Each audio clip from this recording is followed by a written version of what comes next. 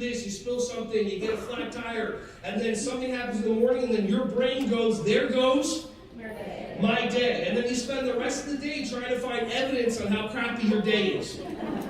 And then you do a drive-by. No, not the bad one. You ever see this? They have that day, they go like this.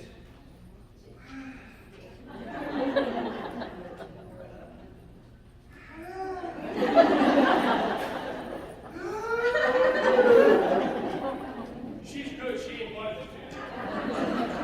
But for those that are untrained, what would you say?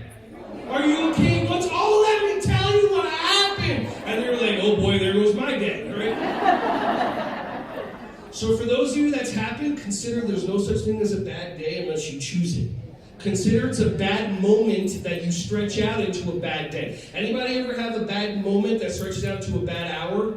A bad day? A bad marriage? Yeah. Oh, you two were sitting next to each other for a reason.